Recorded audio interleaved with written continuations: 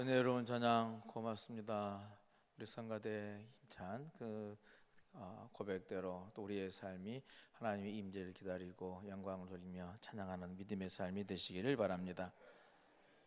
우리 성가대 찬양뿐만 아니라 우리의 믿음의 삶에도 늘 찬양이 풍성해지는 삶이 되시기를 바랍니다.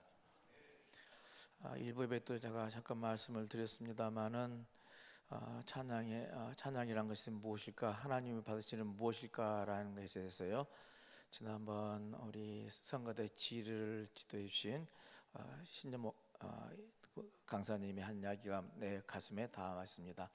하나님이 가장 기뻐 받으신 노래 어떤 노래일까? 몸에 배인 노래랍니다.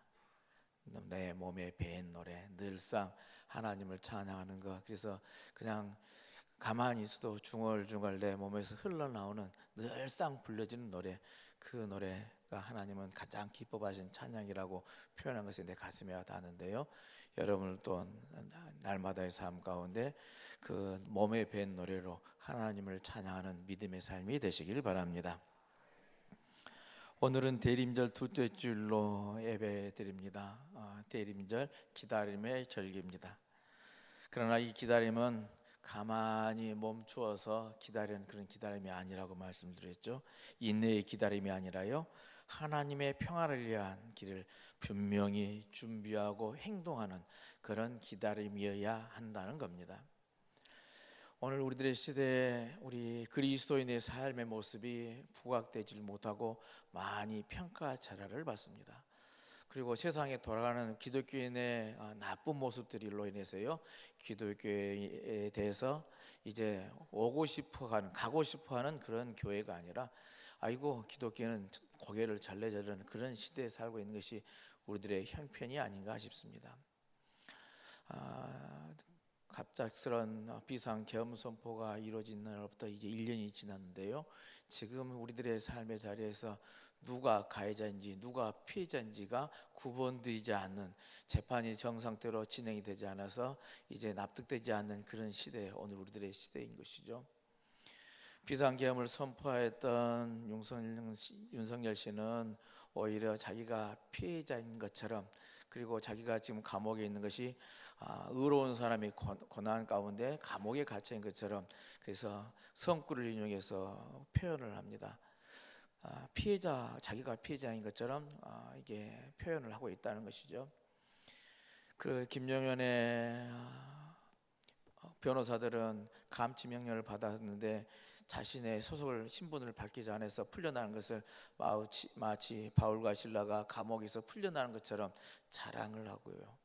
그리고 서부지법 재판에 침입했던 그런 폭도들이 이제 재판을 받고 이제 실형을 받았다가 2심에서 다 집행유예로 풀려났습니다. 풀려나서 이제 유튜브에 나와서 방송하면서 하는 것이, 하나님께서 풀어주셨다, 그리고 자신들은 아까 싸울 것이다 라고 이게 호언장담을 하고 있습니다.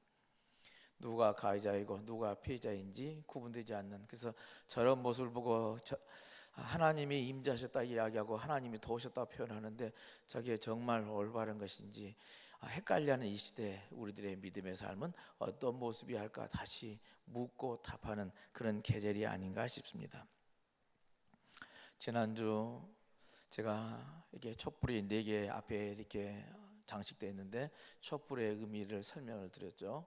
우리는 오시는 주님을 정의의 하나님, 평화의 하나님, 생명의 하나님, 사랑의 하나님을 기다리는 절기입니다 했습니다. 그래서 지난주에 첫 번째 정의의 촛불을 붙였고요, 오늘은 평화의 촛불을 붙였습니다.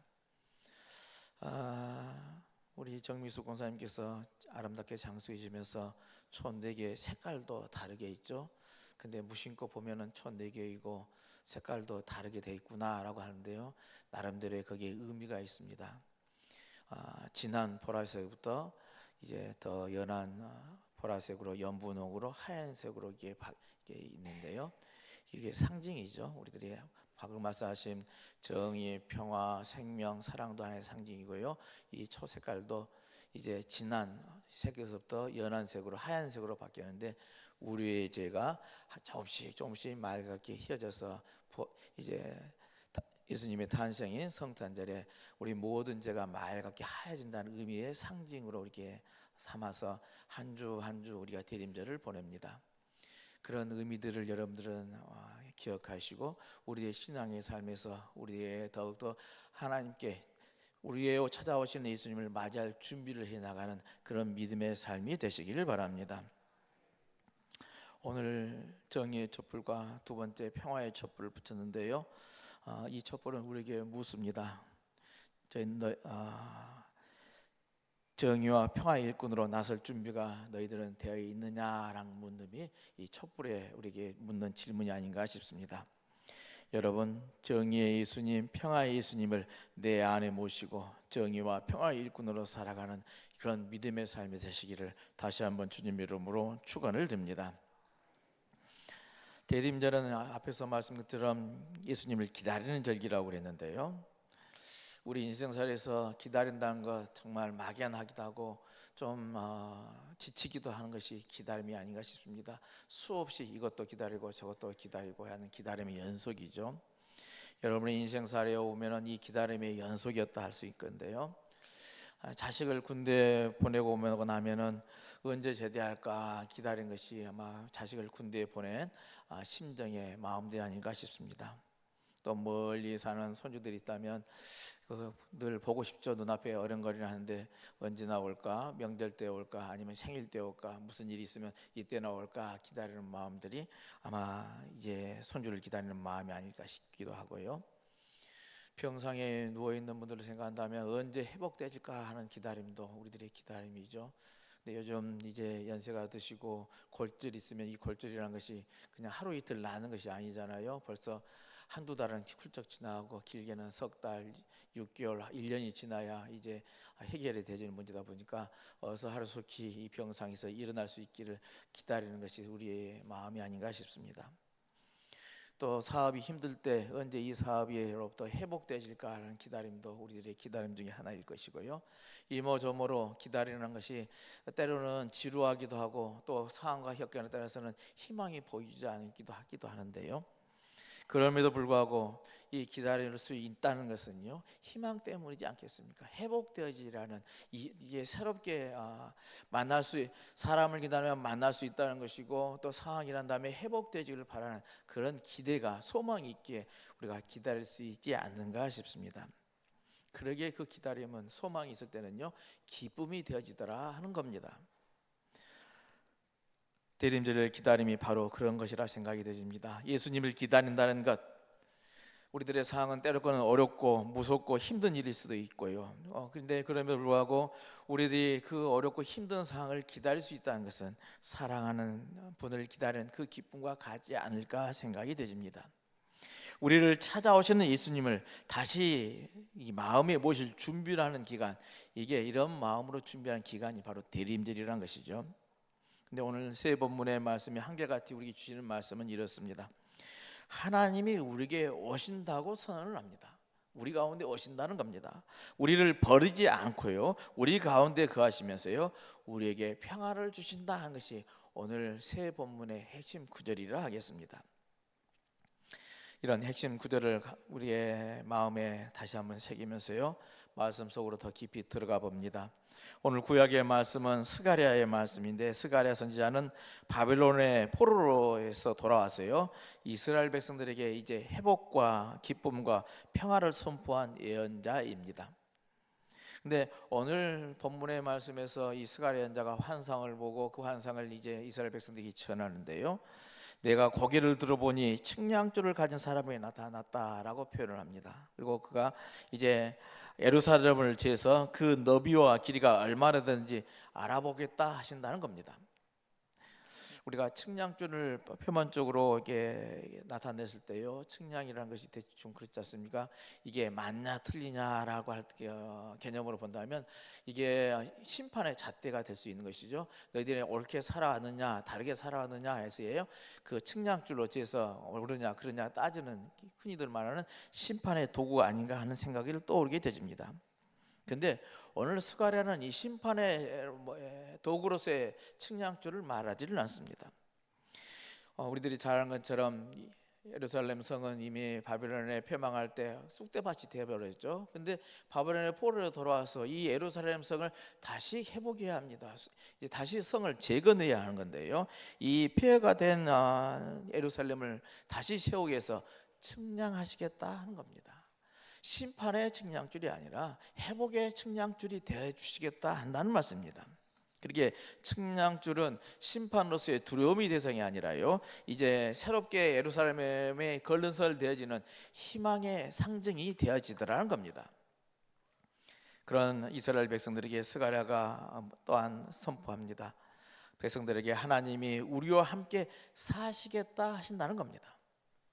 스가랴가 환상 속에서 이제 예루살렘을 재건하는 그런 장면들을 꿈꾸면서 보게 되진데요. 그때 스가랴에게 하나님의 말씀이 임하시더라는 것이죠. 그 말씀이 뭐냐? 내가 불성곽이 되어서 너의 사방을 보호하고 그 가운데 영광이 되어주겠다 하시는 말씀이 이제 스가랴에게 임하더라는 겁니다. 무슨 말입니까? 하나님께서 내가 너희와 함께 살겠다는 선언입니다. 너희를 지켜주시겠다는 약속의 말씀이 되어지더라는 겁니다. 여러분, 이 약속의 하나님이요, 그 하나님은 멀리 하늘나라에서 계신 분이 아니더라는 겁니다. 우리 인생의 젊은 날에도, 그리고 나이 들어가는 지금에도, 애로움과 불안한 가운데 있는 우리에도 찾아올 때도요, 하나님께서 우리가 가까이 계신 보호자이심을 여러분 믿으시기를 바랍니다. 그런 거예요. 저는 어린 시절에 자라날 때는 저는 제 밑에 동생이 있다 보니까요, 항상 엄마, 부모님하고 함께 잔 기억은 없습니다. 보통 이 동생이 있으면 어린애 아이니까 당연히 깐난 아이가 부모님 모시고 저는 할아버지가 할머니 사이에서 항상 잤던 기억. 제가 기억나는 것은 부모님하고 잔 기억은 애초에 너무 어렸으니까 없고, 제 기억 속에는 할아버지 할머니와 잔 기억밖에 없습니다. 근데 그때 그런 기억 속에 자다가 깨고 울면은, 저도 어린 아이였으니까 아마 울었겠죠. 그러면은 할머니가 불 켜고 따독해지면은 다시 잠드는 그런 상황들이 기억이 나는데요.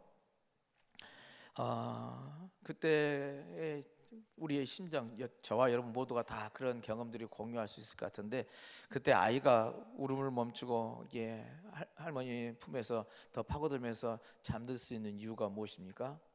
캄캄하고 무서워서 울기는 했는데, 불 켜주니까는, 불이 밝아지니까는 안심이 돼서 이게 울음을 그치는 것입니까? 아니죠. 할머니가, 엄마가 내 곁에 계신 것이 아는 순간 마음이 놓이니까는 울다가도 그치고 또 이게 편안한 잠을 잘 수 있는 것 아니겠습니까? 스가랴 선지자의 메시지가 그런 거라는 겁니다. 하나님이 너희 곁에 있겠다, 두려워하지 말라 하신다는 겁니다. 대림절에 우리는 이 약속을 다시 붙잡아야 하겠습니다. 내가 두렵고 떨림 가운데 그런 상황이 있다 할지라도 하나님께서 우리에게 스가랴를 통해서 들려주는 메시지는 내가 너희와 함께 있겠다는 하나님의 음성이라는 겁니다. 그 하나님의 음성을 붙잡으면요, 두려움도 몰려하고 우리는 든든하게 세상을 이겨내는 믿음의 삶이 되게 될 줄로 믿습니다. 하나님은 지금도 우리 곁에서 불성곽처럼 우리를 감싸시고 지키시고 보호해 주신다는 것을 믿으시기를 바랍니다. 서신서에서 사도 바울은요, 로마 교회 안에 있는 갈등 앞에서요, 하나님의 신비한 비밀을 설명하십니다. 이 비밀이라는 것이 특별히 우리가 모르는 것이 아닌, 이게 그냥 우리 상식적으로는 이해가 되지 않는데 왜 그랬을까 하는데요, 그게 바로 하나님의 비밀이라는 것이 바울의 설명인데요, 우리 인간의 계산법이 아닌 하나님의 은혜로, 하나님의 사랑으로 이렇게 이루어졌다는 고백이라는 겁니다. 근데 그게 무슨 뜻이냐면요, 이스라엘이라는 나라예요. 하나님께서 사랑하셔서 당신의 아들을 이제 그리스도로, 메시아로 이 세상에 보내주셨습니다. 근데 이스라엘 백성들의 이 완고함이요, 그를 메시아로 받아들이지 않았다는 겁니다. 그러다 보니 오히려 십자가에 달려 죽기까지 당하신 것이죠. 죽음을 당하셨는데요. 근데 그 십자가의 은혜는요, 이스라엘에서 꽃핀 것이 아니라 이방인으로 가서 오히려 꽃이 피어지게 되집니다. 이방인으로 흘러가서요, 이제 많은 이방인 사람들이 은혜의 충만함을 받고 또 하나님을 증거하게 되어지더란 겁니다. 근데 이 이방인들의 흘러 넘쳐서요, 다시 그 은혜가 이스라엘에게 돌아왔다는 것입니다. 이스라엘에서 백성들을 구원하시겠다는 것입니다. 그 회복을 이끄는 계기가 될 것이라고 사도 바울이 오늘 설명을 하고 있는데요. 이방인들의 구원이요, 이스라엘을 향한 자비의 통로가 되어지고 이스라엘의 완고함이 오히려 이방인을 향한 은혜의 통로가 되게 하는 것, 이게 바울 사도가 말하는 신비한 비밀이라는 겁니다. 제가 설명을 드렸습니다마는 바울의 깊은 신학적인 통찰이 어떻고 하는 그런 말보다요, 오히려 이 메시지는 단순합니다. 하나님은 모든 사람들을 사랑하신다는 겁니다. 때로는 하나님의 사랑이 그들에게 먹혀들지 않고 반대로 밀려나기도 하지만 끝끝내 그들을 긍휼하여 주셔서 다시 한번 구원해 주신다는 말씀이라는 겁니다. 모두를 불쌍히 해주시고 구원해 주시는 하나님, 그분이 우리들이 믿는 하나님이라는 것이죠. 우리가 다시 말해서요, 우리가 잘못해도, 이스라엘 백성들이 잘못해도 끝끝내 사랑하신 하나님, 우리를 포기하지 않은 하나님, 긍휼의 하나님이 우리들이 믿는 하나님이시라 하는 말씀입니다. 그렇습니다. 우리 인생에도요, 우리 인생의 삶이 누구든지 늘 완벽하게 살아가는 사람은 없을 것입니다. 때로는 실수도 하고요, 또 자식과 관계도 서운할 때도 있고요, 건강도 내 마음대로 되지 않을 때가 있습니다. 어렵고 힘들어서 하나님을 멀리 할 때도 있습니다. 그러나 하나님 우리를 향해 이렇게 말씀하신다는 겁니다. 괜찮아, 나는 너를 긍휼히 여긴다, 너를 포기하지 않는다는 말씀이요, 오늘 바울이 말하는 우리에 향한 메시지라는 겁니다. 여러분, 대리문절 두 번째 주일을 보내면서요, 이렇게 오래 참고 계시는 하나님의 사랑, 다시 세우시는 이 은혜를 꼭 기억하시길 바랍니다. 나를 사랑해 주시는 긍휼의 하나님을 만나는 귀한 은혜가 있으시기를 주님의 이름으로 축원을 드립니다.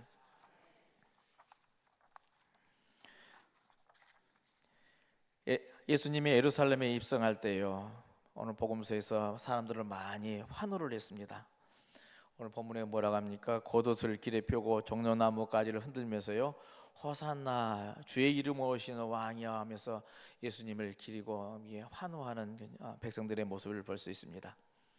그들의 환호는 기쁨의 표현이겠죠.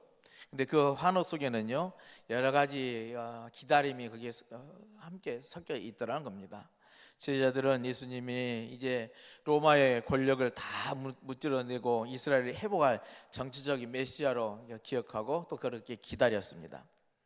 반면에 바리새인들은 그 환호가 혹여나 로마 제국을 위험한 행동이라 여겨서요, 다시 더 큰 압제가 오지 않을까 걱정하는 그런 기다림이기도 했습니다. 그러나 예수님은 그 어느 쪽의 기대나 생각에도 따르지 않았던 것이죠. 그가 예루살렘 성으로 들어가는 타고 가는 도구가 상징입니다. 예수님은 전쟁과 힘을 상징하는 말이 아니라요, 새끼 나귀를 타고 들어가시죠. 그게 하나의 상징인데요, 모든 사람들의 기대치와는 다른 주님의 선언하는 나는 이러한 모습으로 이 땅에 왔어 라는 그런 상징의 표현이더라는 겁니다. 예수님은 그들이 생각하는 것처럼 예수님의 평화의 왕으로 오셨는데, 그 평화는 힘의 평화가 아니라요, 로마처럼 힘으로 찍어 누르는 그런 평화가 아니라 사랑의 평화라는 겁니다. 지배의 평화가 아니라요, 성김의 평화이고요, 폭력의 평화가 아니라요, 십자가로 드러내는 화해의 평화의 모습으로 오신다는 겁니다. 그게 어린 나귀 새끼를 타고 오시는 주님의 모습이 그러한 것이죠. 평화의 임금은 무력으로 오지 않고요, 십자가의 희생으로 오시더라는 겁니다. 예수님의 평화는 강한 자의 평화가 아니라 사랑으로 자기를 내어주는, 낮추는 그런 자의 평화로 오시더라는 겁니다. 여러분, 평화의 왕으로 오시는 이 주님을 맞이하시기를 바랍니다. 평화의 왕으로 오셨지만 이는 이제 받아들이는 백성들의 입장은 또 달랐었습니다. 우리가 묵상하는 이 부분인데요, 그들은 호산나를 외쳤죠. 주님을 기쁨으로 맞이했습니다. 그러나 이 환호는요, 이스라엘 백성들 오래 가지를 않았습니다. 우리들이 아는 것처럼 며칠 뒤 많은 사람들이요, 예수님을 십자가로 내몰죠. 그리고 죽이라고 소리쳤습니다. 우리 여기서 기억해야 할 것은 입술의 환호보다 중요한 것은요, 마음의 자리임을 새삼 깨닫습니다. 예수님이 우리 인생의 주인이 되어야 해야 한다는 이야기인 것이죠. 그냥 형식적인 것이 아닌 진정한 마음으로 내 안에 주님을 모셔드려야 한다는 겁니다. 예수님을 나의 삶 속에 마음 한군데 모시는 것, 그게 대림절의 진짜 이유인 것이죠. 이런 이야기가 있습니다. 옛날 시골 마을에 노부부가 살았다고 그래요. 그들은 집 한쪽에 방을 항상 깨끗이 치워놓고 기다렸습니다. 사람도 없는데요, 그 방을 깨끗이 치워놓고요, 이 방은 예수님을 위한 방이야 라고 말하면서요, 항상 준비를 했다는 겁니다. 근데 주변 이웃 사람들이 사람도 살지 않는 곳에 빈 방이면 그냥 그다 창고방으로 대부분 쓰는데, 그렇지 않고 그 방을 깨끗이 쳐놓고 언제든지 손님이 올 수 있도록 준비를 해 놓더라는 겁니다. 그러니까 주변 사람들이 하는 이야기가, 예수님, 무슨 예수님이 오시기나 하겠어 하면서 비웃는 것은 당연한 것이었죠. 근데 이 부부는 말하기를, 예수님이 직접 오시지는 않겠지만 그분을 믿고 사랑한 이웃이 찾아오면 우리는 그분이 예수님인 줄 알고 이렇게 대접하려고 그래 라고 설명을 하더라는 겁니다. 아니나 다를까 어느 날 등산하다가 길 잃은 나그네가요, 그 집에 들어왔습니다. 추운 겨울이었고요, 노부부는 이제 이미 계획한 대로 준비한 대로 그 나그네를 따뜻하게 대접했습니다. 나중에 그 나그네가 가면서 이제 소회를 바꾸면서 너무 고마웠어요.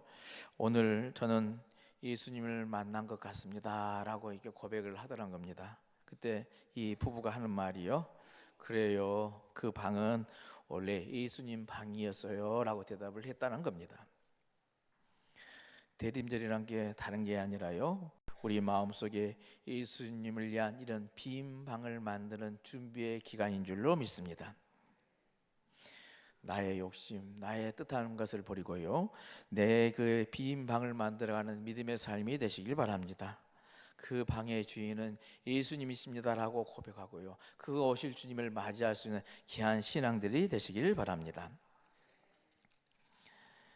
오늘 이렇게 세 본문은 우리에게 한 목소리로 말을 합니다. 스가랴는 하나님이 우리와 함께 계신다, 거하신다, 너희와 함께 있겠다 하시고요, 로마서는 하나님은 우리를 포기하지 않고 버리지 않으셨다라고 선언을 하시고요, 누가복음은 평화의 왕이 우리에게 오셨다라고 선언을 하고 있습니다.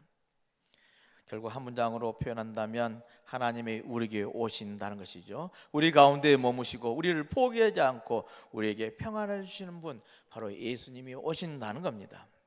여러분, 이 사실을 꼭 기억하시길 바랍니다. 우리가 대림절 둘째 주를 맞아서 우리가 해야 할 일은 그렇게 크지 않습니다. 우리의 마음을 조금 비우고요, 감사의 고백을 회복하고요, 오래된 상처를 하나님께 맡기면서 한 사람에게라도 따뜻하게 대하면서 주님, 제 가운데 오시옵소서라고 고백하는 귀한 신앙들이 되시길 바랍니다. 어떤 마을에서 설문조사를 했는데요, 올해 당신이 가장 기다리는 손님은 누구십니까? 라고 이제 물었더니요, 어떤 사람은 멀리 사는 아들이라고 꼽은 사람도 있고요, 어떤 이는 손주들이 보고 싶다고 하기도 했고요, 어떤 이는 친구들이라고 대답하기도 했습니다. 그런데 어떤 한 할머니 대답은 참 감동적이었는데요, 나는 올해도 예수님을 제일 기다립니다 라고 고백을 했다는 겁니다. 그러면서 하는 고백이, 그분이 오시면 내 어둠이 밝아지고 내 애로움이 사라지고 내 마음이 다시 살아납니다 라고 고백을 하더란 겁니다. 바로 대림절은 이런 신앙의 고백이 있는 신앙의 계절인 줄로 믿습니다. 올해는 뭐 좋은 일이 없겠나 하는 두려움 대신요, 주님이 나와 함께 하신다라는 이 기대를 품으시기를 바랍니다. 두려움 대신 기대하는 마음을 꼭 간직하시길 바랍니다. 기대하는 마음, 소망을 이루어가게 되실 줄로 믿습니다. 또 평화의 왕이 오시기 때문에요, 우리도 조금 더 마음을 풀어놓고 이 평화의 왕을 모시는 믿음의 삶이 되시길 바랍니다. 평화의 왕으로 오신 그 주님을 생각할 때 우리들의 미움 대신 용서와 화해가 우리의 삶에 풍성하게 이루어져야만 하겠습니다. 그러기에 평화의 왕으로 오신 주님을 내 마음에 모시면서요, 평화의 일꾼으로 살아가는 귀하고 복된 삶이 되시길 바랍니다. 스가랴가 말했듯이 하나님이 우리 한 사람 한 사람의 성벽이 되어준다고 했습니다. 그 말씀 간직하면서요, 혼자라는 생각 대신요, 늘 하나님과 동행한다는 이 신앙의 고백이 여러분의 고백이 되시길 바랍니다. 대림절은 복잡한 절기가 아닙니다. 그저 이렇게 고백하는 절기인 것이죠. 주님 어서 오십시오. 우리의 삶 속에, 내 가정 속에, 우리의 막막한 마음 속에 오셔서 평안을 주시옵소서 하고 기도하는 삶이 되어져야만 하겠습니다. 오늘 상징적으로 예수님은 나귀를 타고 오셨다고 했습니다. 부드럽게, 조용히, 그리고 분명하게 우리에게 다가오십니다. 그분을 향해 우리의 마음을 열어서 고백하는 믿음들이 되시길 바랍니다. 평화의 왕 예수여, 우리 가운데 거하여 주옵소서. 평화의 일꾼으로 살게 하여 주옵소서. 기도하고 나가는 저와 여러분들의 삶이 되시기를 다시 한번 주님의 이름으로 축원을 드립니다.